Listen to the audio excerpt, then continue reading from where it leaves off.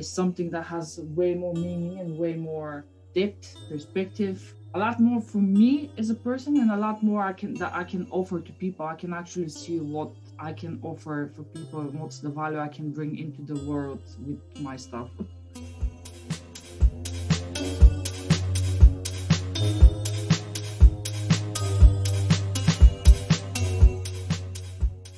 Welcome to the Flying Fruit Bowl, a platform dedicated to discussion and exploration of art and the creative process. In this episode, I had the chance to talk to the amazing Simona Ruscheva. Simona is an artist based in London whose paintings explore a sense of mysticism, culture, and personal identity. I thoroughly enjoyed my talk with Simona, and I really hope you enjoyed it too. The best place to start would be tell us a little bit about yourself and how you became an artist. Okay, so I'm from Bulgaria. I don't know if that's part of the answer you're looking for. I'm from Bulgaria, so I've been living there all my life. Before I moved to London, obviously, I moved here like 8 years ago. But I've studied fine art painting back in Bulgaria. Before that, I was studying math, to be honest. But I was always into art. I was always painting. I was always drawing when I was younger. Not so much painting, to be honest. The painting part I got when I graduated. I was wondering what to study, and then I decided I want to study painting, even though I haven't painted with oil paints before. So that's when I started like testing out. I had friends who were artists, so they were like helping me get to learn the paints and everything. So I got accepted. I studied there for 4 years, and when I graduated, I moved to London. So yeah, that's pretty much how I became an artist. But I have always been drawn to the arts, to be honest. Just the painting part came a bit later. I wasn't always painting. I started painting a bit later. I actually started doing graffiti when I was a teenager, and I keep reminding myself of that recently because I have so many friends who are muralists, and I've been talking to them recently, and that just reminded me that when I was like 15, 16, I was actually doing graffiti. Not not that I'm proud of it, but it was just very interesting now that I'm thinking about it. And I have a couple of pictures. Oh, Very different from what I do now. Very, very different. It's just that was just another exploration, I think. Another way of doing say it. that's really, really cool because that's like the building blocks of where you are now and kind of what got you into art and what I like how you kind of progressed. That's really interesting. That's really interesting. And particularly murals. I've actually spoken to a lot of artists recently, and I actually look at a lot of artists recently who do a lot of work outside with the environment. And I think that's in some ways the future of art, and particularly nowadays with the way the world is. I think kind of having work exhibited in the streets or in walls, I think is a great way for people to see it. Yeah, agree. I was really thinking of coming back to this at some point because I'm always drawn to like bigger canvases. Like the Yeah, bigger the better. absolutely. Sometimes it's at the same time it's hard because you have so much space to fill in, and because I love so many details, it's just sometimes obviously takes longer to make it. Of course. And I don't know, it's just I keep thinking about it, especially recently. I just talked to a few friends about this, and they all say, "Oh, you're gonna be great. Just do a wall or do something." And I don't know, one day maybe. But I definitely started thinking about it. Yeah, that's great. And that's also like the fun part of being an artist, that you can explore different avenues and you're not, you shouldn't be afraid to try new things, even if it's not quite what you think you want to do. Like there's always that openness to explore.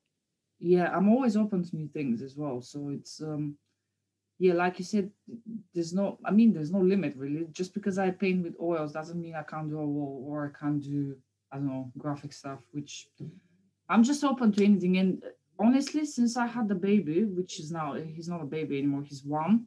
Uh, but since I had him, my everything changed because I started thinking in a bit of a different way. First, because my time is very limited now, not gonna lie. Just I don't Yeah. have the time I had before. And this means I have to structure everything more, and I have to really block time and for painting, and that I just have to sit down and paint. There's no, oh, I'm just gonna scroll down Instagram and do stuff like this, or I'm just gonna I don't feel like painting. There's no such thing anymore. I just have to sit down and paint, otherwise it's never gonna happen. Is that constructive to you though? Yes, because before, yes, it's weird as it sounded, is because before um I was a bit easily distracted, I can say. I mean, I was painting it, and sometimes, you get in the zone, but then if you don't get in the zone, you get very distracted. I was getting very distracted. So um, I could be painting for hours, but then at the end, I wasn't painting the whole time. I was like doing all other, some like random things in the meantime as well, apart from painting. While now, it's just very, I can very easily switch my focus to painting and just get into it very quick. I think it was just out of necessity first, and then out of honestly, sometimes just training. You just, you have to do it, and you just get on with it. Yeah, that's good though. Like it forces you to get on with it, and I bet it probably has helped, and I can imagine in quite a big aspect actually. Um, so so you moved to London. Out of curiosity, and if you don't want to say, it's not a problem. But like, why did you choose to move to London? It's it's not that interesting because my mother she still lives here actually. She lives here, so she was like, why don't you move with me, me and my now husband, why don't you move to London with me? And I'm like, okay, because I just graduated, and obviously I started painting in Bulgaria. There's not that much resources for artists, or at least I think now. I don't know, things are changing, to be honest, but back then, that was like 8 years ago or nine. um when you graduate, you don't you become a teacher probably, or I mean, it's just difficult. I'm not saying it's easy here or anything, definitely not saying it's easy. uh but it's just there's more opportunities here than in Bulgaria. That's what I can say. um I was young, obviously. I didn't know what I was gonna do here. Obviously, I was trying to pursue being an artist. So this was my main idea basically when I came here. Um, so yeah, that's how I moved to London. It's not that interesting. And so, what inspires you to create? At what point were you like, I really want to be an artist and make it an actual career rather than just a hobby? um, Again, that's a very difficult question because again, I'm gonna have to say it all changed when I had the baby. I know it may sound a bit weird, No, because I've been painting, like I've already said, for many years. Um, but I've always been like a little bit on and off for years. And now I've been really focused. That's what I can say. Now it's like I have to. I want to. I will. That's my goal right now. I mean, I've had it as a goal before, but I don't think I was that focused on that goal because life was just keep going, and I kept painting. I had some success at some point, but then um, I've lacked following up with stuff. It was just I wasn't that focused on the art stuff because I had a job as well. yeah, It was just, you know because I think now that's it's different. I can definitely say now it's different because I've changed the way I think about things. Even I've changed the way I see even the arts that I do. Everything that I do is just I just look at it in a different way now. It's something that has way more meaning and way more depth, perspective, um, a lot more for me as a person, and a lot more I can offer to people. I can actually see what I can offer for people and what's the value I can bring into the world with my stuff, which before I wasn't even thinking about this stuff, to be honest. I wasn't that I was just doing what I was feeling I want to express and what I want to show everyone, but I wasn't really it was more about me, and now it's more about it, obviously it's about me, but it's also about the other people as well, what they see, what I can give to them, That's if really that makes amazing. sense. That's really amazing. That's really nice to hear because I think one of the kind of myths, I guess, about art is that art, well, I guess if you think about it, art can be considered a very selfish pursuit because you do it for yourself. So it's really interesting to hear about, you know, you're wanting to give back to other people and you're kind of thinking about other people as well. And that's definitely a theme I'm going to talk about later on for sure. So before that, I just wanted to ask you, so what is the biggest challenge you face as an artist? um Sometimes I mean there are certain challenges that I do face daily. Some of them is I don't know about the biggest one, to be honest. Right now the biggest one is time. But that's right now, that's not, you know, I'm sure that's gonna change. um I think sometimes it's when you I've had that before. I'm having it less right now, or I have it. Yes, I have it less right now, which is if I have an idea and I want to, I'm not there yet with my skill set to express that idea. That's one of the most frustrating things for me. That I want to do something, but I'm not there yet and I can't do it. I still manage to do it, but I that's why I have works which I start doing and then I leave them for a while because I'm not feeling them. I'm not sure about them, or just in general, I don't see how I can finish them, if that makes sense. So I leave them Yeah. for a while because I feel like I'm not ready for them, if that makes sense. No, no, that does. That's it. I'm not ready for my idea. I'm not ready to express fully the idea I have. So I leave it for a side and then I go back to it when I feel like I'm ready. So that's actually a really interesting consideration because it often seems like, oh, as soon as you have inspiration, you act upon that inspiration. But actually, it's quite nice to hear that, so that you work very differently in terms of like you'll have an idea and you'll think about it, and in your mind you'll know, yes, now's the right time, or no, now's not the right time. That's a really good way of working. I think that's a really interesting way of working, actually. Yeah, I was just gonna say that there is obviously inspiration, but when I do have inspiration, I used to. That's how I used to do it before. I just pick up a canvas and start painting, but that's not how I do it anymore because sometimes it works, sometimes it doesn't. Um, and it just, like I said, time is very crucial right now. So I have to, when I have an idea, I just do like little thumbnail sketches. I have few sketchbooks with just thumbnail sketches. That's it, nothing else. So if I need like inspiration or anything, I just go through all these sketchbooks and sketches and stuff. So I pick up some ideas from before that I wasn't, like I said, I wasn't ready for them before.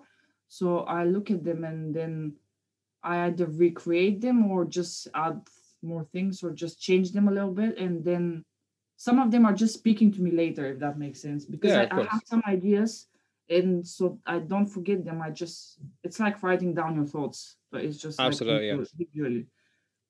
Or sometimes with words because I don't have time to draw it. I just write a couple of words, which I'll remember hopefully what I wanted to draw. So coming back to this later is actually, yeah, much easier than just picking up a canvas and start painting. I think so. A bit more planning. I think I feel like this is a bit more mature way for me to do things than just so spontaneous. I don't wait for inspiration to start painting. Like I said, it takes you have to just do the work and you have to, like everyone is saying, you have to show up. Yes, absolutely. Absolutely. And actually, that goes back to the question you posted on Instagram a couple of days ago about if you are you a spontaneous person or do you like order? And what is your answer to that question? Oh yeah. So um like I said, I used to be very spur of the moment, freestyling everything, never planning. Just me as a person as well. I'm not just talking about art. Just that's how I was. I was like let's go out. Okay, let's go out. Let's do this. Okay. um, I was just very spontaneous.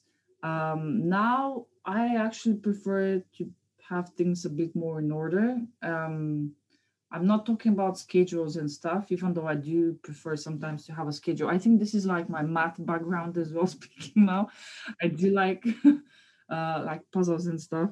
So this is more. I like to have a list of things to do, and I like ticking the things that I've done. I started using this software Asana. I feel like I'm not saying it right, but I might be. If you know it, Yeah, somebody recommended that to me the other day, actually. that's it's like a management software or something. Yes, so that's what I started using, and it's actually great because I normally do it in a sketchbook where I just write down things, but it's so messy at some point that it's just this is very clean and very like digitized version of my textbook. So I do prefer having a list of things to do because, like I said, I have so many ideas. Sometimes I just have to write everything down. Otherwise, I keep forgetting, or they're like on flying sheets of paper or flying sheets of notebooks and stuff. So I just have to write stuff down. Otherwise, I'll just forget it. That's the reality, Of and course. it happens. It happens all the time, and that's not just about painting. It's about like maintenance of my website, posting on social media, obviously, ordering materials. Like, for example, my one of my paints was finished like a few weeks ago, and I forgot to order. So when I wanted to paint with it, I didn't have it, which was just ridiculous. Yeah, that's why I have to write stuff down because, especially with the baby, I just have so much to think about. I just Yeah, of forget. course. That's why I have to write down everything. Of course. And actually, that's a good question to ask you. So obviously, the thing about being an artist is that the actual creating the art is really kind of about 10% of the actual job. Could you talk a little bit more about what are the aspects of being there is like what are the kind of sides there are to being an artist and how you found kind of balancing kind of say business and work, for instance? Yeah, so that's a very new part for me because I started following a few people on Instagram who deal actually with the business side of things, which is how I'm learning to do how to do things. And I did a course as well on that side, on the That's a good business. idea. It's like a business marketing for artists. Yeah, that's a great idea. Um, it's by Martha May. I'm not sure if you would know her because No, but I'll definitely check it she's out. like an artist coach. Yeah, she's really great. So I did one of her courses, which is really great. And basically, it's about it really taught me a lot. And painting is it's still obviously a huge part of the process, but it's you need more. It's not just about the painting. You can't Yeah. just do painting, which is what I was doing before. It's because you lots of artists, and that was me including for like a year ago, they think when you paint something, put it on social media or your website or whatever, and then that's enough. It's actually not. It's really far from enough, especially now, and especially with all these new algorithms and stuff, where you have to do so much more. And if you're not an artist, and when you do those things, I don't think people actually realize how much more you have to do than just paint. Like I said, you have to be proficient in so many different things. Like you have to do your website, for example. Yes. I mean, Yeah. it's easy for me. I don't have problem with that, but I'm sure there's people who are not that tech savvy. So I'm sure there's people who are having problems maintaining websites and emails and stuff like that. I personally don't have a problem with that. I actually enjoy doing my website, and I'm actually redoing it right now Oh, are you? for probably like the third time in the last few months. That's I good don't though. mean like redoing the whole website, but it's just like I'm always looking at it and there's always like stuff to improve. Yes. Um, so as much as I like it, I always see little things that I would like to change or add more things or just in general. But that's How, really nice though. Like I think that's really great because you're taking care of your image, really. yeah, yeah. So if I, sorry, go on. I was just gonna say if there's some like inconsistency to like my like some pages on the website or like my LinkedIn, for example, or my Instagram, if there's some like discrepancy like that's in my face, I have to change it immediately. I can't just let it stay there. I don't know. It's really also really interesting because you update it quite regularly because I checked it last night and you added more work to it that I haven't seen before, which is really, really nice. Yeah, on my website. Yeah, so yeah, so Yes, I think I added it a few days ago, or yeah, it might have been yesterday because that's when I was doing my website. Like I said, yes, uh, yeah, like and I think that's super important that I think that artists don't forget to update their actual websites, not just their social media. yeah, Um, because the website is the place where you actually have. It's like your home. You own your website and stuff. Yeah, people think, including myself, but like I said, I've changed my everything. The way I think about things has changed drastically, especially because of that course I did, which I really recommend. I really recommend to anyone who wants to. It's just more on the business and marketing side of things. Obviously, no one can teach you. Yeah, I'm just talking bullshit right now. People can teach you how to make art, but that's not what I mean. Um, because people don't usually teach you how to do business and marketing and all that stuff. Because I went to art school and they did teach me how to paint, obviously not as much. As great as it was, I actually learned more um, from the other students. Is not as much from the teachers, but I don't know if that's a word. That's just it might be. It's just more. How can I say this? I feel like it's just you learn easier with you feel it's the same now as well. I learned so much from other artists. I don't learn from like teachers, if that makes sense. I learn just by looking at others, talking to other people.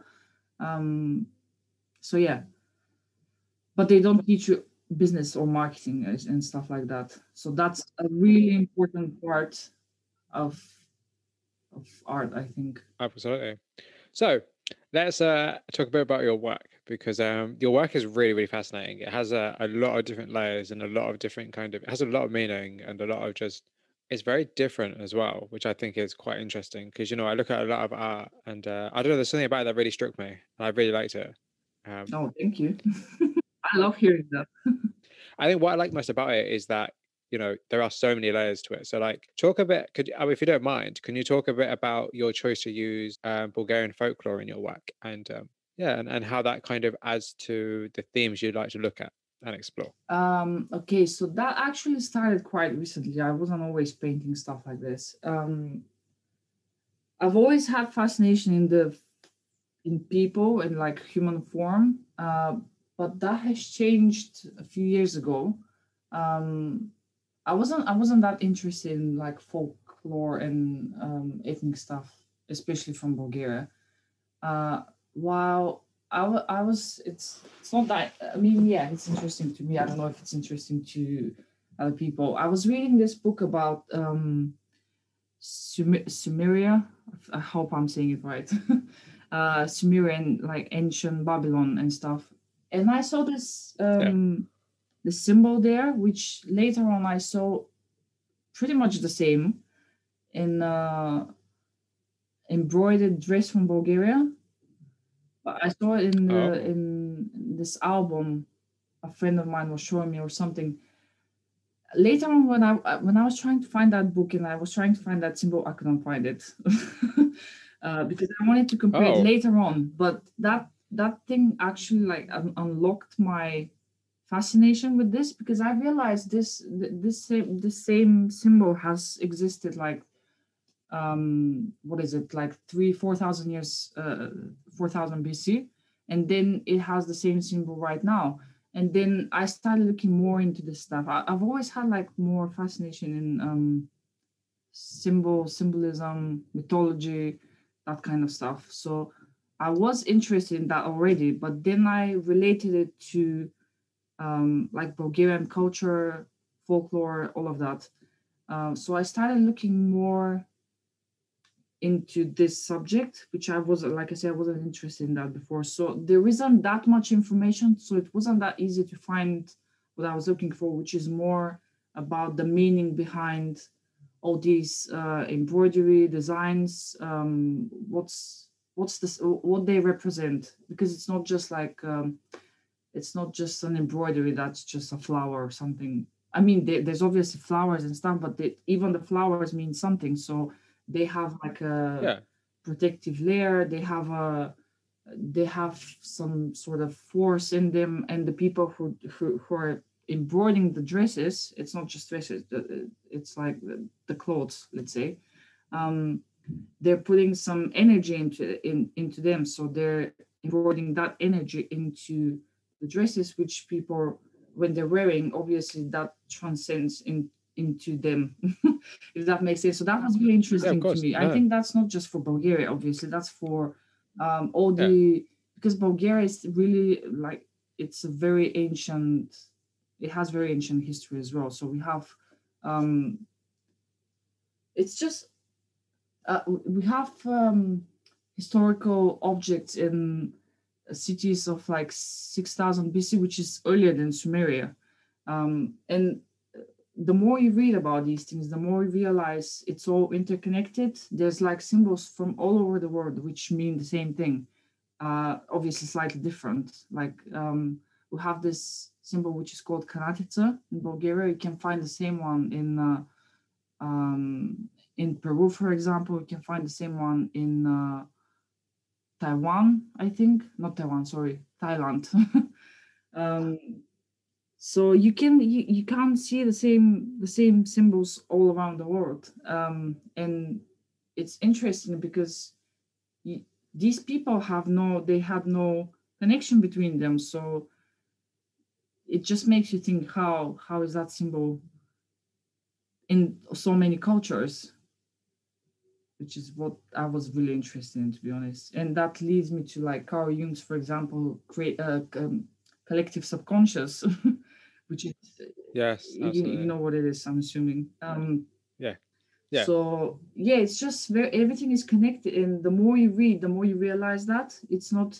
That's why I do use Bulgarian um, elements, but it's not just about Bulgaria, because some of these elements are just, I can say, they're from the whole world, so everyone would know. Yeah, the universal. Yeah, so yeah, it's just I'm using Bulgarian symbols because obviously I'm from Bulgaria, so it's part of Yeah. me Yeah, yeah, natural. it's Yeah. like my.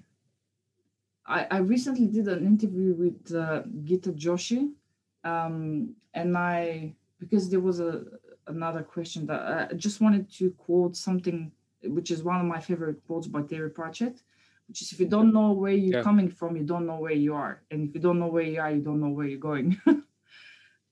If that Yeah, makes that's true. I sense. like that. Yeah, so it's pretty much the same. I really started looking into where I'm coming from and all that I have in myself, from the fact that I'm from Bulgaria, and just from the fact that I grew up there and I have all this information. And obviously, this is information that I want to share with everyone, because it's not. I don't want to just keep it for me, and I want people to know all these things. So I have all these, like, I don't want to say stories, um, but yeah, stories is actually, it's a good word. um, the story behind all the works and everything. It's just, I find it really fascinating, and I'm sure people do find it interesting as well. Yeah, I think that's what I do find really fascinating about your work, is because it's very culturally different from, say, what I would create, or say from the work that I particularly see, say from, for example, say from British artists, or even like American artists, or like, what's, quote unquote popular. And I think that's why I'm really drawn to it, I think, because it's like you see a whole different kind of sense of self, and a sense of kind of heritage and culture. And it's just, yeah, it's fascinating. It's super fascinating because, it makes you realize that there's more to life than just you, and what you're used to seeing. Yeah, yeah, exactly. So, yes, I personally haven't seen much work that's similar to mine, which used to be very, um, I wasn't sure where to put my work in, or how do I, where do I fit in, you know? That thing with artists, where do you fit in? I wasn't sure about that before, and I'm starting to see it now a bit more clearly. But it was a little bit of a struggle. Where do I fit in? Where do I? Who would like my works? Obviously, it's Bulgarians. They all like, not all of them, but that's the first thing that comes to mind is obviously someone who's from Bulgaria because they would really appreciate it. But then it's not just them. Um, so yeah, that was one. That was that was one of the things I was really thinking about is who would like my works because they're so. I just felt they're not for everyone. They're personal, that's why. Yeah. They seem very personal. Like you have and what I really like about your work particularly is that you have a very clear idea what it's about. Like your captions are very, very, very Mm, interesting. And I spent quite a long time reading through probably every single one of them because like I like it when people kind of know what their work is about without being like, oh, this is my work, this is what I do. And it's like you actually have an intent. mm, And I think that's what's really interesting about your work and your vision is that you know what you want to do with it, or you at least have a you might not know specifically like to the to the letter, but you have like a good understanding of yourself and your work. Um, oh, you mean what the work is about? I- Each work. Is that what you mean? Yeah. yeah, yeah, like you have a good understanding of kind of your ideas and your thoughts and your feelings towards what you're creating, as opposed to just creating something for the sake of creating it and being like, Yeah, that's let's just super add clear something for a sure. random toad. Um, Yes. yes, like I said, I do sometimes that's also part of the process of how I do the works because not many people know, and that's really weird because I was talking to a few people and some of them don't. They think that I do the works by imagination, which is obviously not true because I use references. I thought that Of was very course. clear from the words, but I don't think people know that. So I am using references. I take my own. I do my own, like I would call them photo shoots. With Yes. yeah, with my friends now. I'm thinking of using models next time maybe. Um, but I do also collect like traditional dresses and costumes. So I do have the Oh wow. actual pieces that I'm drawing, I'm painting. Um, s- I do use references from online as well, but that's on more rare occasions where I need something and that I don't actually have. But most of them are pieces that I actually own. So I do take my own pictures. Um, I manipulate some of them, or I add more elements. Obviously, the graphic stuff isn't in the picture. So basically, I manipulate the pictures, but I do take my own pictures, which I use as reference. I don't paint just by from my imagination. See, that's for me, that's really, really interesting because it shows that you have full control over the final image. It's not just oh, let's just, try this out and see how it works. And I might good, it might be good, it might not be good. It's like, okay, so you know what you want to paint, you know what you want to create, and you know the kind of idea and the theme and the thought behind it. Like that's really like I think that's really amazing personally. And I think you know, Yeah, this goes back. all Yeah, respect for you. sorry. So I know about to say all respect for you for doing that because it just shows like a level of, I guess, as you said earlier, like maturity to your Mm. work. Um, That goes back to the thumbnails I was talking about. Is that's so I do the thumbnails and then maybe I would develop them a bit more, and then I do the set photo shoot with according to the idea I've already had. But then also yeah, when I take pictures for those ideas, I obviously take more pictures. So yeah. sometimes I start making work around the pictures I've already taken, which are different, which I haven't thought about. So I just look at, so there's like a picture I like, and I start thinking what I would do with that picture to make it into a painting. Obviously, I won't just paint the picture that I've taken. I have to think how would I turn this photograph that I've taken into one of my works. And like you see, it's not just a picture. I wouldn't just paint a photo I've taken. Um, there has to be some idea behind it. So if there are works that are resonating with me in that sense, then I would use them as well. So I mean, I have an idea, I take a picture, I paint it. But sometimes I have a picture, then I get an idea, and then I paint it. So I can work both ways. That's probably what makes your work so unique then, because it's like it's you in every step of the process. It's not like you've just pulled random images offline and then given that control to somebody else in terms of the subject. It's like you going like, okay, so this is what I want to paint. This is how I'm going to paint it.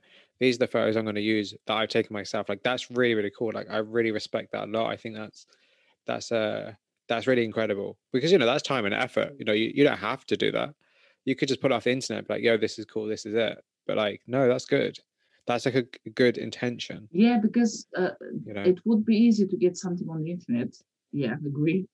Of course. But then it won't be the same as what I want to do. So it wouldn't be. I mean, if I have a specific idea, it's very hard to find the specific, like, let's say, position or the specific elements that I need. So for me, it's actually easier to take my own pictures. And if I do find something on the internet I can use, and if I don't have the proper, let's say, hand position, I obviously take a picture of my hand in that position that I need, or like my face or something. It's whatever I need in that particular case. But usually I don't work with found pictures online because they just don't work for me. And at what point? So, what point did you think, or did you realize that portraiture was something that you enjoyed painting, as opposed to say landscapes? I've never been into landscapes. No, No, I that's a actually good answer. started trying out because I've seen so many amazing landscapes. I was just like, I have to try this. It's not. I really enjoy them, but it's not my thing. I always like painting people. Um, I think that goes back to art school because we're painting people. That's what we were doing the Yeah. whole time. So I had Oh, like okay. 4 years of painting people, and I think that's when I actually started loving painting people, and that continued. I never stopped. That's cool though. But like, why do you think that we as a society are so invested in images of other people? Um, what do you mean? That we like So, looking at? so, so, Yeah. yeah. So, why? Yeah. So, like, essentially, like, why do we like looking at pictures of other people? That's an interesting question because that means like why do people like that specific kind of art as well? Or do you mean Yeah. pictures in general of other people? I mean, pictures in general. Like, just for instance, like, why? Okay, so I guess the best way to ask a question is like, why is painting people so popular? Is it popular? I actually don't know if it's popular. I think no, I actually read somewhere recently that it's getting back in popularity because I don't remember why, but I read it that it's coming back now. Because there was like a boom of abstract works and all these Yes. contemporary stuff, which is very different, obviously, than what I do. And I did read Yeah. somewhere that figurative works are coming back. Um, Yeah. Okay. I don't know because I feel like there's there's a different way of making figurative works now. It's not the standard academic stuff that was before, or there's like very different renditions of figurative works now. I'm not talking about my works, I'm talking in general because like I look at a lot of art all the time. um and there's like so many different ways to make a portrait. I can't even start thinking about it. There's like so many different ways of making it and so many valid ways of making it look interesting and making it look real.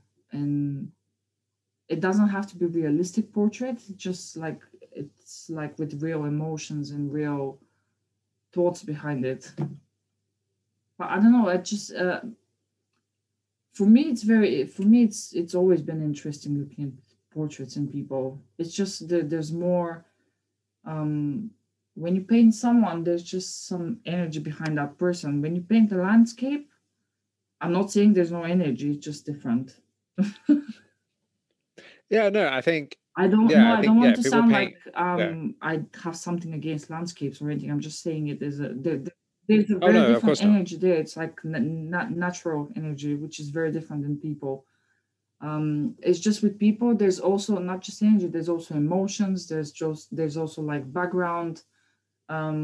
It's just very different. It's a different level of Yeah, engagement for you as yeah. an artist to create the work. So you brought up an interesting point earlier, and it's in my notes, is the idea of realism within your work, because your work is both quite real and also not necessarily hyper real. So how important is realism in your work? So this is another point I was really thinking about recently because I applied to something and I had to choose like a category. Is it realism? Is it surrealism? Is it impressionism? And I was like, I had a hard time thinking what it is. And I usually write either surrealism or realism, depending on the work. But at the same time, it's Yeah. not really because it's not obviously it's not hyper real because that's way too advanced. Um, it's I do like I do like having like realistic elements and then having very I don't want to say abstract but more graphic elements like usually the backgrounds. So I like mixing. Yeah. I really like mixing very different things like opposite things. I like mixing white and dark obviously. I like Yeah. um light and shadow very much like when in the figures especially when there's like very distinctive light and shadow I really like that. um in most of them like you see there's like always a dark background which I was thinking recently whether I should switch it up and do a dark figure on a light background, which is like the opposite of what I've been doing. I haven't tried it yet. I tried it, but it didn't look very nice, so I switched it again to dark background. Yeah.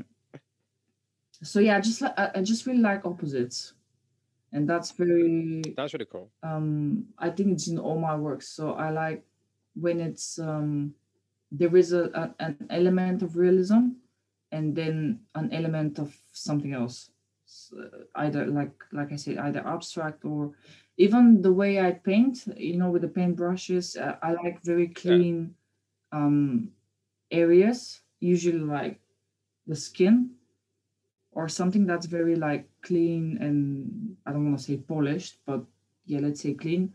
And then areas which is more a bit more expressive. So it's like mix and match, I would say. I like mixing it all.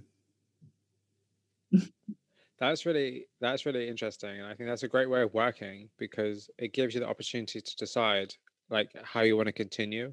Because if you're painting a painting and like you leave some part maybe a bit more abstract, and then you're like, oh, actually, I want to rework that to make it a bit more real, or the opposite way around. It gives you that room to kind of explore and play and experiment, as opposed to being like, oh, I have to create hyper real work every single time I create a painting. Like I think that's quite nice. And how do you think that by creating work that is both kind of real and not real at the same time, how do you think the viewer can engage with that on a different level to say a hyper real piece of work?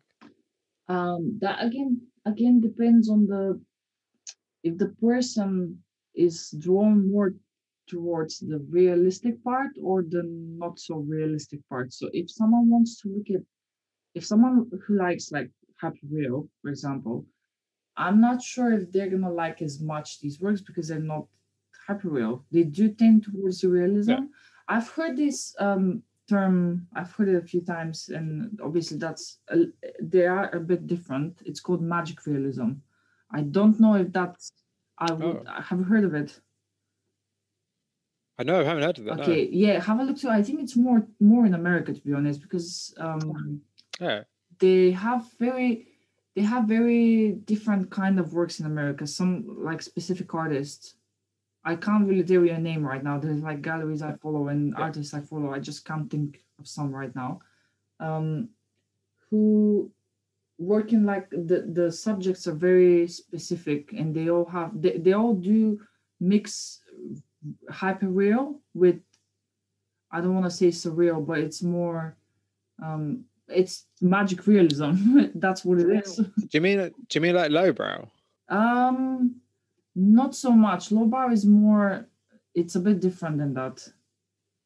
Or Oh, okay. maybe I was it in case might. it wasn't. Yeah, it's kind of similar. I would say similar. Okay, that's cool. About to say, I know what lowbrow art Yes. is. Like, I yeah, I know think what that magic is. realism is more. I don't know. I just heard it and I've seen it on like on some of the artists that I really like. So No, I'm gonna look that up later. That sounds yeah. really So interesting, that's actually. kind of I've never heard of it. that's like I would say it's like a small movement, and I do feel it's only in America. I might be wrong. So here, I'm not sure. Um, No, I'm gonna yes, check that out. That's really definitely interesting. interesting. Yeah, so that's what I meant. It's more. It depends on the people what they're actually looking to see. If it might appeal more to someone who, like I said, the magic realism, someone who is more into that kind of stuff than just hyper real or just abstract. Do you think it broadens the range of people who might be interested in your work? No, I think it's the opposite. I think it's a very specific Oh, group of people that like our works, which I'm still consider basically like the ideal client, isn't it? I'm still thinking oh, who, absolutely. Yeah. yeah, I'm still thinking who would that be really? I mean, I think I keep thinking maybe. about it and I keep changing what I think, so I'm not really sure. I do have an idea of what the people like as well, who like my work. So I do have an idea. Um, it's definitely figurative works, that's for sure, Of obviously. course. Um, I think it's as well people who like colorful works, but not like bright neon works. It's more like um, vibrant colors, I think. And like I said, opposites. There has to be like some sort of dramatic, because I like dramatic feeling when you look at my works. I like to have that. Um, so that's like another element, which is like the play with light and dark as well. That's how you get the dramatic Yeah. effect. Yeah, it creates some kind of Yeah, so tension and some kind of that's meaning. that's really important as well. So if you're drawn to that kind of things, then I feel like, and again, if you have some sort of interest in like symbolism or um cultural heritage stuff, then again, they might appeal to you. Yeah, because your work's not just oh, this is a picture of a pretty person. It's not. It's a lot more deeper than that, and I think that's what I find very interesting about it is that it's not just it's not superficial. It's not surface level. It's about something for a reason. Whether or not you know that, whether or not you know what it is not the point. The point is that it's just it hits a bit harder. I think it's a bit different. Yeah, Like it's exactly. yeah. I It's like not for me. something that I would put in my bedroom, for example. I mean, I would Yeah, obviously yeah, because I I make it, but it's not something that yeah. you just put in or your dining room, something for the kitchen. Again, you might put it in the kitchen because that the mandala series is actually um the design that's behind the heads. It's actually a design from like a traditional pottery in Bulgaria, which is usually Oh a wow. plate, which is obviously something that people eat, and so you can have it in the kitchen if you want. um, so yeah, but that's I like playing with things. So I take something that's obviously a plate, but I use it in a different way. So it's not a plate when I use it. I even made an Instagram filter with that, so you can have that Oh, same. I've done it only with one painting, but now I'm actually going to be doing it with each painting that I release. I will be releasing an Instagram filter with the same mandala thing. If that makes that's sense. super interesting. Actually, that's really Yeah, interesting. 'Cause that's a really fascinating integration of physical work and online. That's so yeah, interesting. That's really yeah. amazing, and that's a great idea. Yes, that's Um, on my list to do, so I don't forget it. Because I'm almost done with my last piece that I'm doing. I'm almost done. I'll probably be done tomorrow. Um, and when I like oh, show the picture online, I want to have the filter ready so I can show the filter as of course, well. yeah, that makes Yeah, at the sense. same time.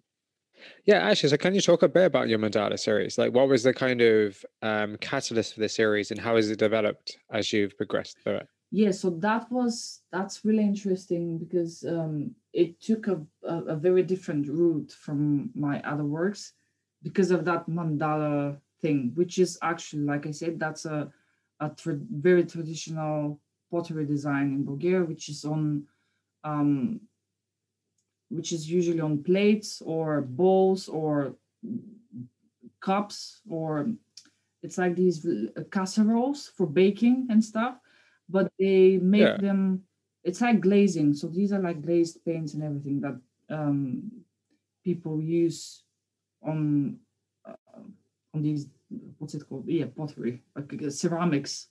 Um, Yeah. yeah, Ceramics. Yeah. ceramics. So yeah, these are like very traditional in Bulgaria. Everyone knows them. Everyone has seen them. Um, and there's like so mass popular. It's like I'm not sure what's the equivalent here in the UK, for example, but they're very. It's like popular. Everyone knows about it, but it's so like Yeah. mass popular. It's not. It's not so much like arty or anything. It's just yeah, it's just everyone knows about it. So yeah, I really like them. And there's, again, you have the mass thing, which is the standard, like standard colors and everything. But then you have, there's like people who, that's their profession. They do that and they're like artists and they make all these really beautiful things with beautiful colors and everything. So it's very, obviously you have another side of it as well. So I really like the designs of this. And I don't know, I've always felt like there's some sort of mandalas, even when you look at it, they're a bit hypnotizing when you look at them. So I just had this idea of using it as a, like a halo on a person. That's how I've seen it. So that's how the mandala series came about. And it's not mandala in general, but when I see it, that's what I see. Yeah. For me, that's what it means, because the design and everything, it usually has like a sun inside. That's the central point. And there's one of the series, which is the one with the pink, like pinkish background, which is a self-portrait, which is called Eclipse. And right in the middle of Yeah. that part, that's why I have the figure a little bit on the side, so you can see the middle of the mandala, which is like a black point. And it's called Eclipse because first, that centerpiece is usually a sun, and then when you have the black dot, it's like, for me that was like an eclipse. And also Oh wow. um and you know, when you have Yeah, I an like that. eclipse, you have a black dot and then all these other colors around behind Yeah. the sun, actually, that radiate from the sun. um and also because I love Pink Floyd, and I've always, every time I listen to this song Eclipse, I've always like imagined all these sort of things. So I really wanted to do something. It just inspired me, the song as well. That's great. That's amazing. I think that's a really beautiful way of placing a thought, an idea in your mind onto paper, onto canvas, and to create an image that's really kind of catalytic for kind of your style and your um, future endeavor as an artist, I guess is probably the best way to put it, if that makes sense. Because I think it says a lot when you can think of an idea like that and be like, rather than just be like, oh, I've got this really cool idea, it's a pattern, let's just paint this pattern. It's like extending the narrative of that pattern and almost kind of reimagining the kind of purpose and meaning of it, but what's also paying homage to the meaning of it as well. Yeah, so that's one of the things I really like to do, even when I find, yeah, even with these objects, it's like such an ordinary thing, a plate with some pattern on it. But then if you think about it, it's not just a pattern. That pattern has a meaning. The people who've done it, even though Yeah. it's like now it's a mass product, it still has a core meaning and something that, if you, obviously, if you take it and put it in a different setting, it starts being something else. So it's not no longer a Of plate, course. first of all. And then I change the colors as well, so I just make it more to work with the idea I have. So one of the really interesting aspects of your work that that really fascinated me was the fact that you use yourself in your work. Can you talk a little bit about the idea behind that and how you came about to use yourself, and how do you feel that extends the narrative of yourself and also within your work? So I've done two so far, I think. If I'm not wrong. Yeah, two. Yeah, that was really interesting because these are again from the Mandala series, which Yes. the first, yeah, that's another interesting point. The first one was actually my husband. Um Yes. and then the second one was me. I don't know, it just naturally continues to me. I think um to be honest, when I was doing it, I didn't have a model, so I used myself. Yeah. I had an idea and I wanted to do something, but I didn't have a model. I didn't have anyone to take pictures of, so I used myself. Um, so that's how I did it. But then it was very interesting doing a self portrait because I don't think I've done many, or I haven't done one very recently. It was like ages ago when I did the last one. So it was definitely interesting doing one. Um, yeah, I think self portraits is a bit different than doing just portraits because it's first I'm so used to my face and everything.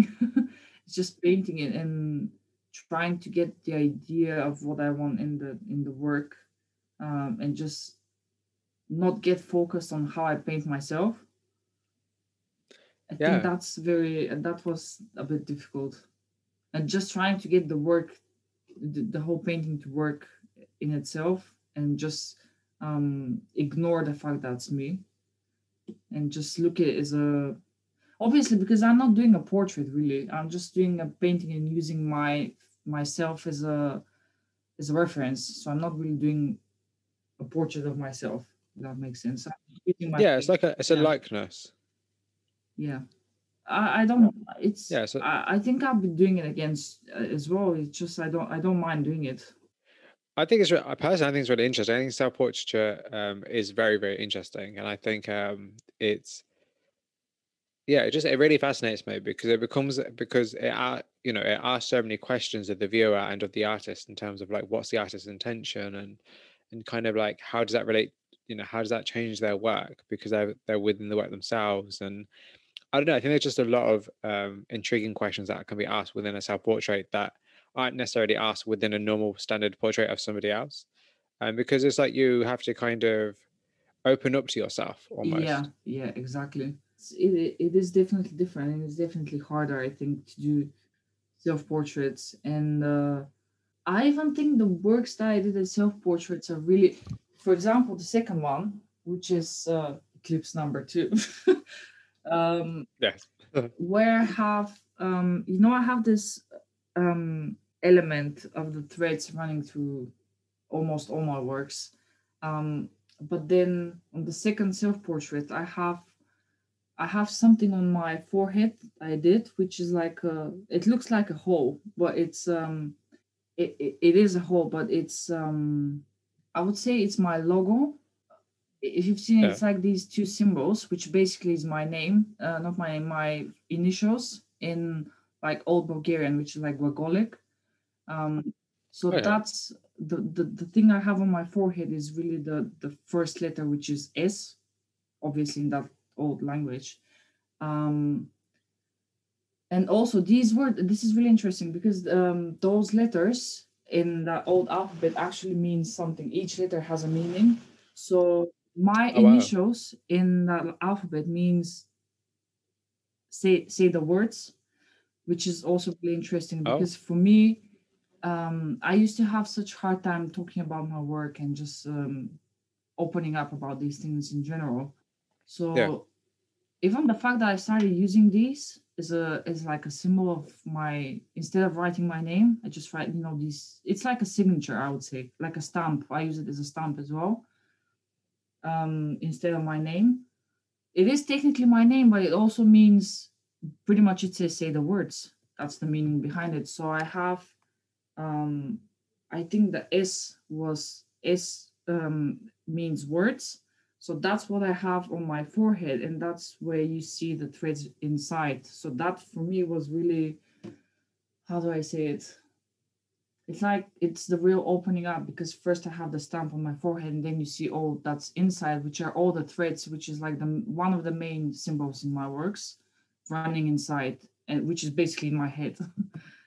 If that makes sense, I Well, that's basically really try to interesting. explain my work and how I came about it. I don't know if that makes sense. No, no, that's really fascinating because again, it goes back to what you said earlier about the opposites, because it's like the internal and external, and it's kind of like the battle between the two, like your internal feelings and the external nature of speaking things. Like that's really cool. That's really interesting. That's like super fascinating, actually. And that's what this is why I really love talking to artists about their work, because you get a deeper understanding of where they're coming from as opposed to just painting a nice Mhm. picture.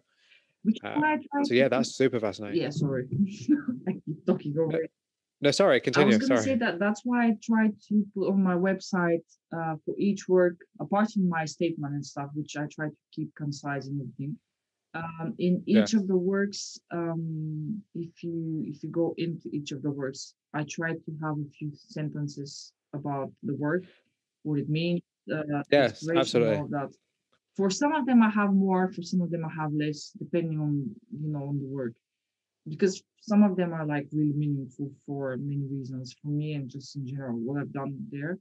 So I have so much to say for some, and I try to keep it not so long as well, because I don't want people reading like pages and pages.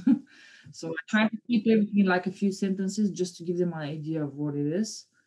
Um, Yeah, because personally, I love that. I really love it when artists know their work, and I think it's really important. So I think nowadays, I think art can seem very kind of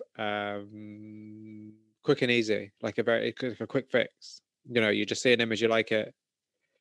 Absolutely, but I think so. It's really nice to read people who to read captions and read explanations of people's work who have thought about what they're creating and kind of have a connection to what they're creating beyond just, oh, this is a really nice image, or oh, this is going to get me so many likes. I think that's really great to see personally. And I really enjoyed reading through your website. I really did, and I've actually got some of the text here because I wanted to talk about some of the points.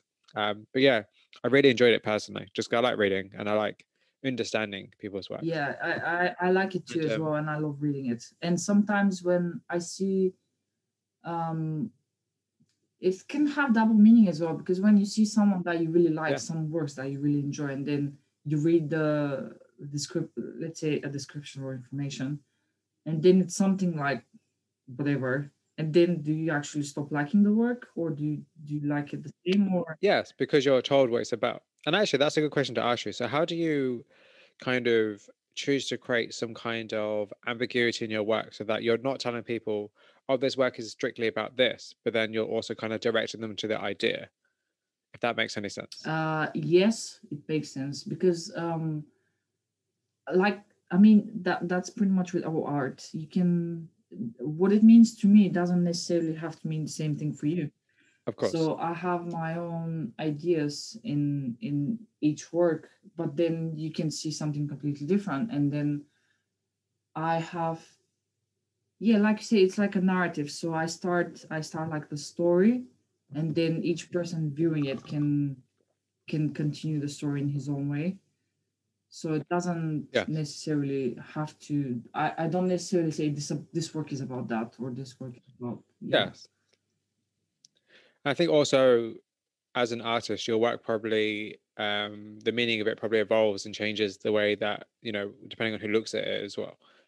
Yeah, and I imagine. honestly, sometimes when I see all the works of myself, of my works, I mean, I do see new things. Like I do Yes, find of like new course. meanings for me. Sometimes it's just like a revelation. I see something that I haven't seen before, even in my own works. So I But really so like do you that. often put your works sorry, do you often put your works together and like look at them kind of linearly? Linearly, you mean like in time? Like within a line. Yeah, within a line. Um, I look at them on my website all the time, because they're all. If I go on the page, I can see all of them in the same place, but not Yeah. physically. I don't do it physically, but I do view them like digitally all the time, and I definitely see like I can see how it changes over time, which is also different. Um, it's interesting to see how it changes because it's I recently had a conversation with someone how I'm sure like all the artists have like some works that they really like and how they um basically beat that work. So I have that Yes. one work as well. So I used to try to always like up that work and do more than that. Yeah. But then at the same time I don't have to beat the work. It's just I just do something different. So it's like it's a my direction now is a bit different than that work anyway, so I can't go back in time. I can't go back and just do something better than that. I just do something different now, if that makes sense. But sometimes it's like, especially when you have that creative block, when people like to talk about it's Of course. Yeah. yeah, it's a real Absolutely. bitch. uh, it's when you are in that creative block, which I recently had when I was starting new works. And I keep thinking about this one work, and I was like, how do I do something like that? How do I do something that's so good? And I'm like, I don't have to do something like that. I can do anything I want. Why would I do something like that? I've already done that. Um, so yeah, that's yeah, it's very when you put all the works together. Sometimes I prefer not to look at them because that brings me back to how it works and how I'm trying to do something similar. But then I realize I Yeah. don't want to do something similar. I want to do something new.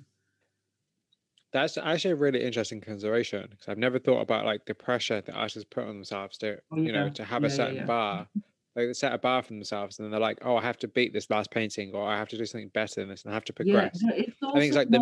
the myth of Yeah, but progression. it's also you can't always keep. You can't have each work to be better and better and better. I mean, obviously it's cool, but you Yeah. can't have every work can't be a masterpiece. That's the reality. Yeah. Yeah. No, I think that's really important advice. I think it's things people that's something people need to hear. I think because people don't always remember Yeah. that. Sometimes it's really frustrating because when you can't beat that one work, for example, you get what's the word I'm looking for? Um, you get really frustrated because of that, and you just don't want to do Yeah. that anymore, and you might end up just throwing the painting away or whatever. Yeah. Of course. Yeah. So yeah, that's yeah. Uh, Yeah, of course. Yeah, that's yeah, absolutely. I think that's a really good kind of piece of advice slash kind of answer. And I thank you very much for that 'cause I think it's like that's like super important for people to hear. So recently I was listening to a podcast I listened to called Artist Decoded. And I was listening to an episode with a sculptor called Brian Booth Craig, and he had a really interesting statement. He said that a piece of art isn't finished until there's a viewer to engage with it. And I just wanted your opinion on that. Do you agree with this? Um, yeah, you can really say that because yeah, I'm just thinking about it. Yeah, because I was actually thinking about when like this last piece of work that I'm doing. When is it finished?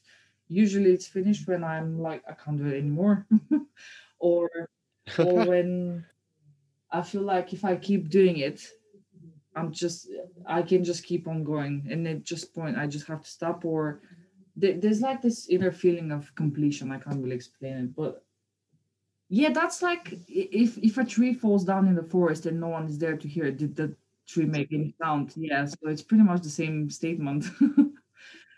So I don't really have I don't really have an answer to that. I think yes, because if you make art just for the sake of making art, then does that make you an artist as well, or does it not? If no one is really there to see your work, or if no one is there to appreciate it or to even look at it. Um, but then, yes, why are you making art? Are you making art because you want to make art, or are you making art for other people? So it's really a complicated question and a complicated statement. So I don't really know. You can say yes, and you No, can that's say no. I very good. mean, it just raises more questions, to be honest. For me, No, that's it good. makes That's me cool. Well, wonder I even appreciate more. that. What was his name? Um, his name is Brian Booth Craig. Okay. Yes, he's a sculptor. His I've actually only just discovered his work because I listened to the podcast, and it's really his work is really interesting. It's just and he has like a really interesting kind of viewpoint on sculpture, and just it made me really rethink kind of like the purpose and the kind of usefulness of sculpture and like kind of the body, and I actually it's know just him. really I interesting. actually know him. I just looked at some work. Oh, Yes, I mean I've seen his oh, work before. Yeah, he's great. yeah, Anyway, yeah. I was that. So anyway, getting back to your work, because it's about you. So do you find being an artist liberating or isolating, or both? um, both I think. So isolating is, yeah, isolating when you actually do the work. You have to be isolated. I can't do work with other people. I mean, I try to be by myself because otherwise it's just first of all distraction. I can't have distractions, Yeah. and then you just I can't talk to people as well when I'm painting. I have to be in the painting to do it properly. That's when the real painting is. Otherwise, I mean, I can still paint and I can still do the work, but then the real in the zone thing happens when you're in the painting while you're painting. So you can't be talking on the phone or stuff like that. So that's like Of course not. isolation for me. Even though I am listening to some clubhouse stuff while I'm painting recently, but that's Yeah. I feel like sometimes it's more like a radio.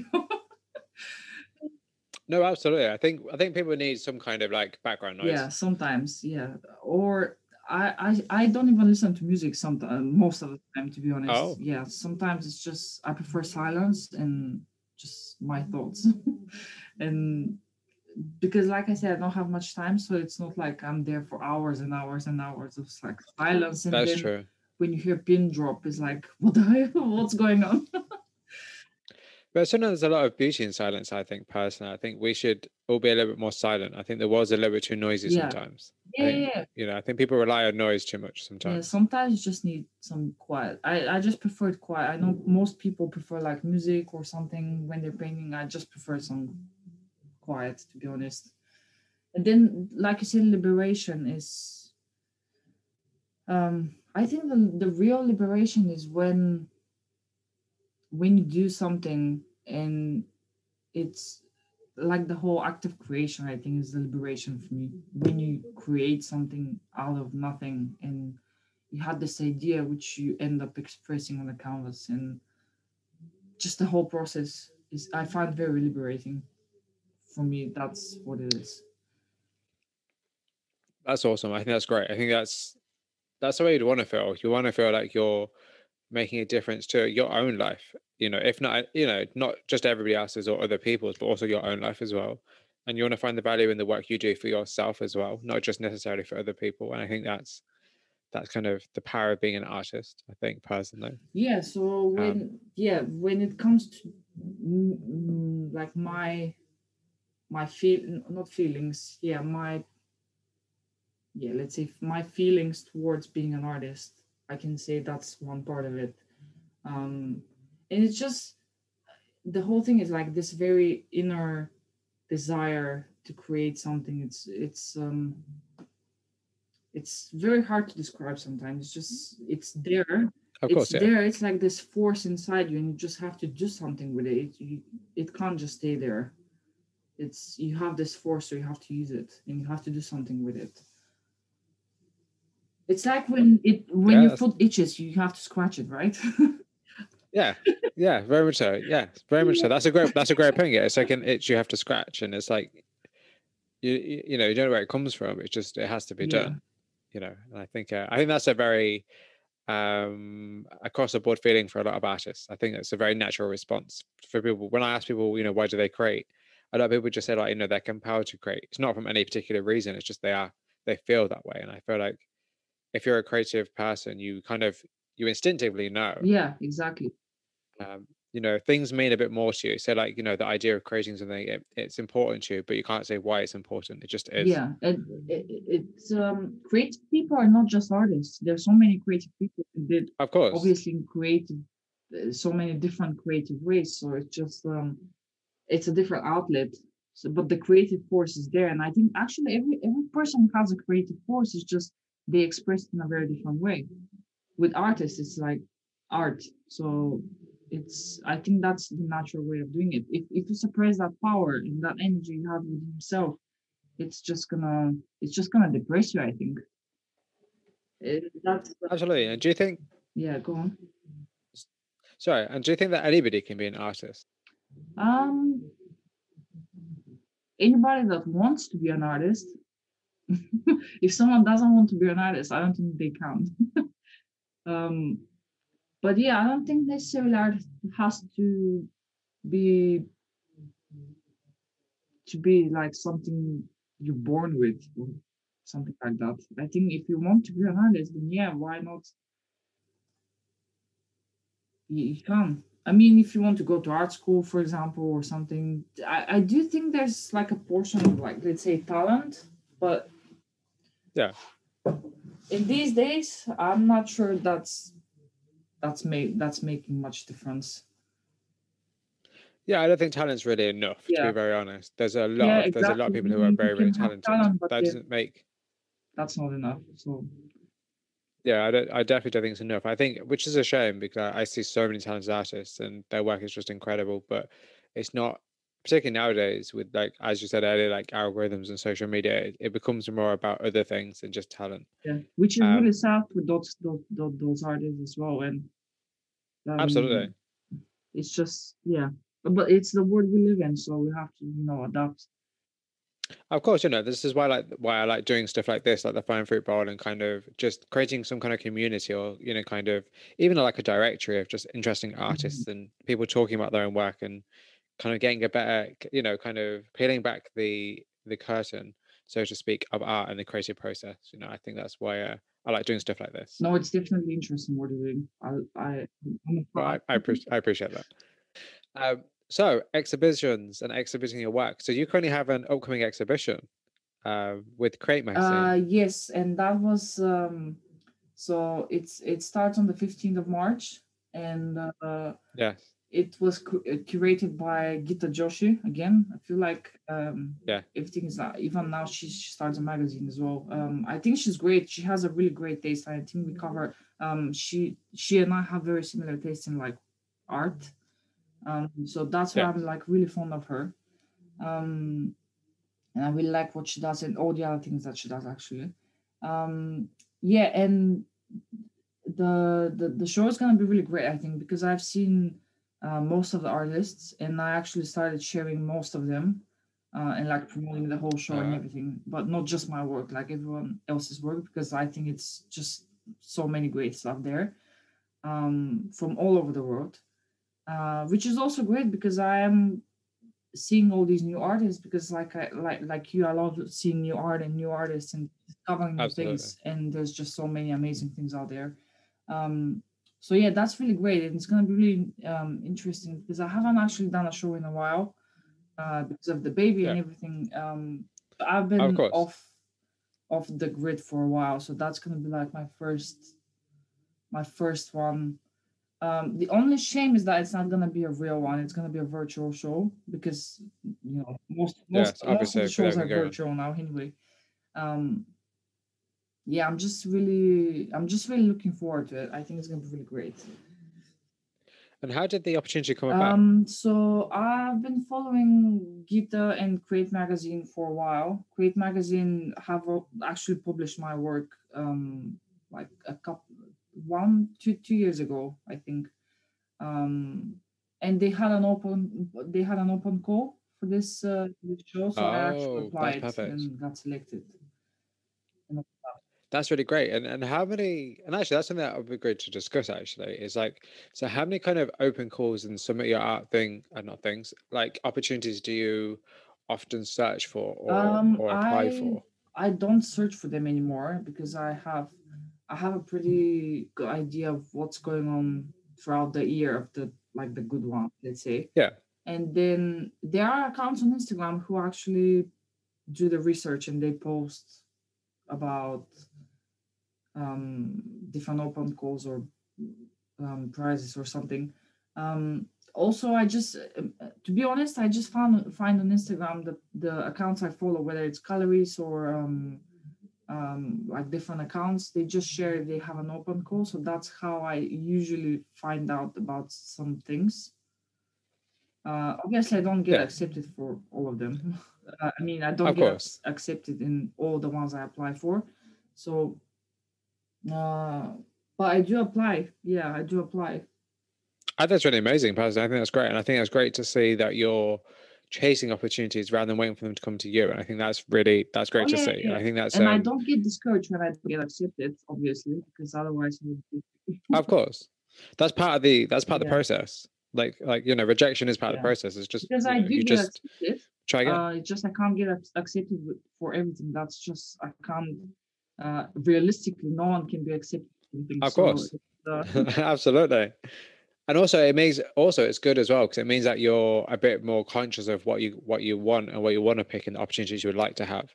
Because yes, I think when you're starting out, you should definitely, go for as many opportunities as you can. But as your career progresses, I think you should be potentially a bit more selective because you want to have an idea of, you don't want to put your work into a show that's, going to be about landscapes or yeah, about or plus like, because you're you not don't going to get exhibit with the accepted wrong there. kind of And people. as well, you have to be selective because first you don't want to throw your money away because obviously you have to pay for all these open calls and stuff. And then you have to, like you said, if the, for example, the judges who are judging the show like landscapes or abstract, I'm not gonna apply in that show because I'm not gonna get accepted, obviously.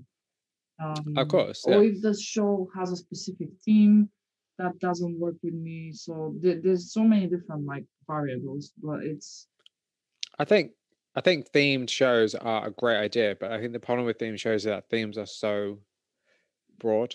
Like you yeah, can, create like any random theme and tie it to somebody's work in the most, abstract way. yeah, exactly. Because I So had a I had a show recently. I mean, I didn't have a show. I saw this show that had an open call, and the theme was light. And yeah, I mean, that's a subject that you can interpret in so many that's ways, so so broad. many ways. Yeah, and you'd want to be, exhibited in a show that's, curated in a way that shows some kind of intent rather than just, oh, these are random. Well, then I don't know. That it has benefits both ways, I guess. But like, you don't want to be, involved in a show where it's literally just, the first 10 people who were submitted got chosen. Yeah, that's why I like You Gita, for know, example, because I've seen a couple of her curated shows, and I think like they're just really great. The way she does, I think curated work is not that easy. It's just, oh no, it's not. I don't yeah, think it's it is. I definitely you have to think about the viewer as well. You have to think about how the works work together. It's not just making one work. It's like so many works Yeah, that you have to put together, and they have to have something some like they have to have like a glue that makes them one yeah. They had to whole. have like a conversation or an atmosphere. Yeah, yeah. There's Yeah, definitely has to be something there, not just one work, and they have to work together. Which is why sometimes you don't get accepted because you doesn't mean your work isn't good enough, but it may not work with the rest of the works, for example, or something. absolutely, of course. Like, of course. But then also that on the same token, you don't want to get accepted because your work is too similar or it will go a bit too Yeah, well. You kind of want to be. It's weird because as an artist, it must be hard because you want to both fit in and stand out at exactly the same yeah, time. yeah. Well, I'm That must definitely be a hard applying, so balance. I'm open to rejection. I'm open to exceptions. That's great though. Like It's that's great part to of hear. the journey. So I'm open to, Absolutely. Like, and talking about galleries and exhibiting, and so would you say that you feel like you're part of a wider art community? um yes, I mean yes, probably because I have quite a lot of artists friends. Um if that if that's your question. um I do have, Yes. let's say, yes, I have like a community of artists. Um but right now it's not really it's all digital right now, and it's all virtual because Yeah, of yeah, course. i haven't I haven't met anyone in a while, because of everything that's going on. um Of course. but yeah, there's definitely a community there. And I like supporting other artists as well. I like helping. I really like helping them. I like sharing other people's work. um especially when there's something I like. Obviously, I'm not gonna share anything that I don't like. So, Of course. and especially from the people that are in that community, like you said. So yeah, I can say that, and it's really great to say it because I wasn't like that. I wasn't very open to other artists. I was always like a bit of a, I don't want to say loner because that's not the right word, but it Yeah. was um why do I need other artists, or um why do I need all these, I don't want to say even connections, but it's just you need your tribe. I think that's a better word. Yeah, I think because I think one of the biggest myths of being an artist is that it's like a solo pursuit when actually it's really not. It's anything Yeah, but. it's not. But it And I took me a think while and to I think realize. I think for me personally, one thing I've really learned, especially talking to artists, is that community is a key part Mm-hmm. of being an artist, like a key part. And I think it's so integral that you have people you can talk to, people you can get feedback on your work from, and people that you can just discuss things Yeah, with. exactly. And there's You know, always someone that you can ask for something, for a favor, or if you have a question about something, there's always someone who knows the answer. absolutely. Um, and like you said, feedback on the work. I can obviously ask my husband, but he's not an artist, so he does Yeah, have like absolutely. some very valid points he's made, and he has helped me, but in a very different way. So they're definitely helpful to have a community in that sense of the word. So, what kind of feedback do you find the most valuable or the most helpful to you in your work? Let me think. Um, I For helpful, it's more the criticism that I like. It's not like, oh, I like your work. That really, it's great to hear Yes, it, but it doesn't help me much with, like, if I'm struggling with the work, I prefer someone to tells me, like, if they see something, because really that's since art school days, some people see something that I don't see. Like, for example, if something doesn't look quite right, or it's not in the right place, or something, if it just looks weird, sometimes I'm not able to see it because I've been looking at the work for so long. of course. Yeah, Yeah, absolutely. I even sometimes like twist it around, not twist it around, turn it upside down, or put it away for a Yes, while, absolutely. Yes, absolutely. or I've stuff heard like about this. that. Yes, Just I recently learned about this because I was watching, because I watched a lot of stuff to do with art, as you can imagine. So I was watching a paint guide. It's an Instagram account. It's a company paint guide, and they were doing a talk with an artist called Craig something. I can't remember his. No, Craig Schaefer. hmm Craig Schaefer. Yeah, Craig Schaefer, and he was talking about how he turns his art, and he had art behind him, and it was upside down. And he said he turns it upside down because when you turn it upside down, it kind of depersonalizes the work, so that he can see if there's anything wrong with yeah, it. And that's so interesting. I had no idea people did that. It looked really cool though because it's upside down.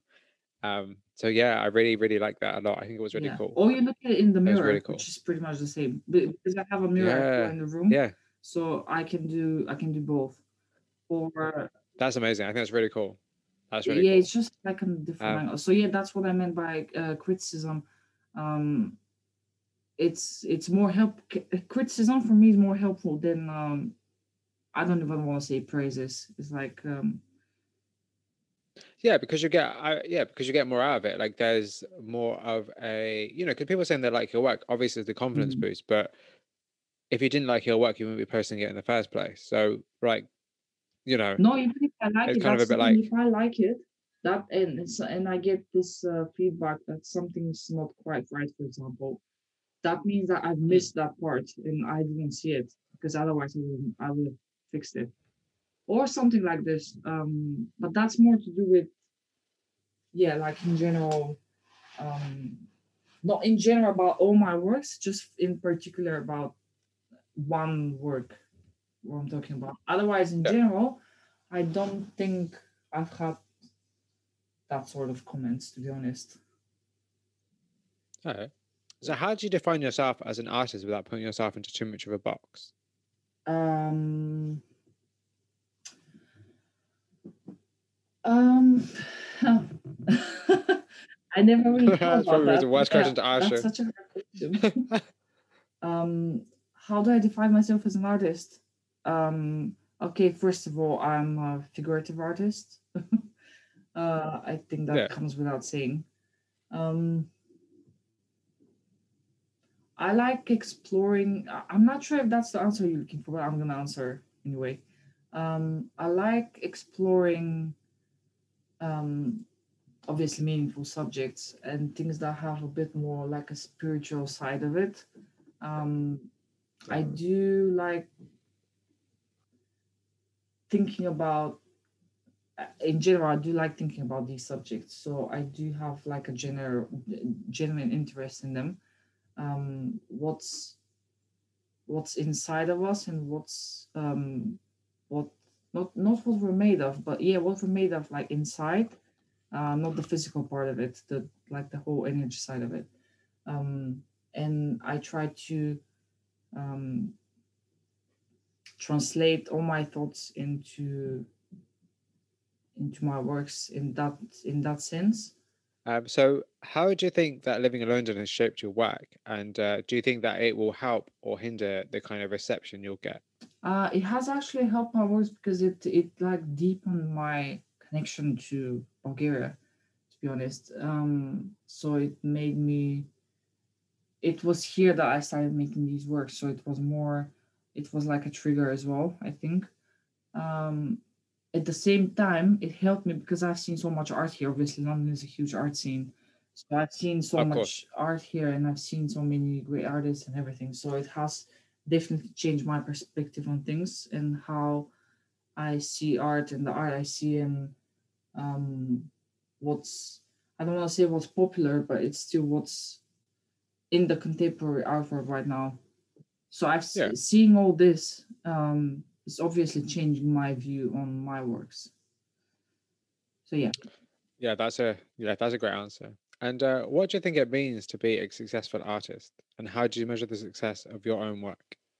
I think that's different for everyone. So it really depends on what success mean by everyone. Like for me, it would mean one thing. For someone else, would be something completely different. So it might mean like exhibiting like museums and stuff, or it might mean selling a lot. For me, it would mean Yeah. um, well, first of all, it would I would love to be to be my the only thing that I do, so I don't have to do anything else. Yeah. And that's like, let's say that's the short term vision I have, and Yeah. then long term, obviously, success would be I just would like to have more people seeing my works Yeah. and telling all these stories to more people and making people interested in everything, and wanting to Yeah. Like learn reaching more. people and yeah. Basically, wanting to learn Yeah. more. Yeah, it's not just when you see something, you would like to learn more about it, not just, oh, that's nice. And that's Yeah, really, absolutely. And I think your work does that really well though. Already I think it yeah, does. great. So I'm pretty excited to see where it goes in the future because I think it does very much so at the Yeah, moment. that's great. Okay, so the last question I'll ask you then, it's a double question. So the last question will be, what are you currently working on, and where can people find more about you and your work? Okay, what I'm currently working on is, okay, I'm just finishing this work, so I'm not gonna talk about it. So I'm starting a few new series of works, um, which came from this idea about the one of the last works I did about with a frame. So I'm Hmm. incorporating like embroidered elements in a different way than I was doing before, and more like a frame. Because the frame idea I had is the way it's used on the four costumes. It has like a protective purpose, which is sewn around the edges to keep your core safe and intact from like outside forces and everything. So I'm using this whole idea of a frame on the painting itself, using elements on the border and creating like some sort of frame. And what I'm painting inside is it's somehow like protected from the outside. Um, I'm not sure if that makes sense by explaining it, but obviously, if you see the work, it's gonna make sense. And Yeah, I appreciate I'll you'll have the you'll understand the explanation as vision. well there as well. um, Yeah, no, that does sound really Uh, fascinating though, because it goes back to this idea of kind of your thought about it. It's not just, oh, let's paint this here because it will look yeah, good. It's like, yeah, oh, what, this is and actually for a yeah, reason. and I'm using a bit different elements now as well. It's not just Bulgarian um culture that I'm using. I also have some elements from like North Macedonia, for example, and I have this piece from which is like a Thailand headpiece, which again still ties into the whole thing I was talking about earlier about symbols, which is like a world interconnected, one whole web of symbols. So Yeah, it's not just in one place. You can still find the same things in different places. Plus, I like looking at different um, cultures and everything. It's just the whole ethnic element is just really fascinating for me. So I love looking at other things as well. Um, and I have a few more of the mandala series, which is what I was talking again earlier, and releasing the Instagram filters as well with the paintings. So I have a few of yeah, that's those so cool. planned as well. Um, and yeah, that's what I'm working on now. And then the second part of the question is I think the best way to find more about me, my works, and everything is my website, which, like I said, I'm updating regularly. Um, Yeah, so I am including all my works there. And then another great way is to subscribe to my newsletter, which I yeah, started. Yeah, I'm starting to be a bit more regular there and send more emails. And that's me basically talking a bit more about my works, which is like how I'm talking now. It's just more, in a yeah, different format. absolutely. Because on Instagram, for example, it's just first you're very limited. But Yeah, people don't, not many people read the captions, um, and it's just in a different way. If you are really subscribed to my list, then that for me that means you actually want to hear more. So yeah, of course, yeah. I You do know, you make can a lot gauge of who's actually effort interested. to put down my thoughts and really tell that story to people who actually want to hear it. And I know they want to hear it because they're on the list. And like I said on Instagram, yeah, sorry. I'm definitely on that list. Yes, So I yeah, know. absolutely. Uh, and like I said on Instagram, not everyone, but that's normal. I don't expect everyone to read, everyone to Of course, do yeah, of everything. course. So it's quite normal. So that's why I have the newsletter, and that's why I've That's a great started idea. it so I can, because that's or the alternative was a blog, but I'm not a blog person, so I think this is more for me. Yeah. Um, because I do think people want to know more. It's not about the picture anymore. They want to know more about what's behind Oh, the absolutely, idea and what's the picture about. So yeah, absolutely. And your website's just your name, yes, yes. myname.com. That's perfect. And that's Simona Yeah. Ruscheva. That's perfect. But Simona, thank you so much. I really appreciate it. Like, I really appreciate your time. Oh yeah, I hope it's Like, okay. I really. Oh, No, what no. do you Honestly, think? it's perfect. It's absolutely perfect.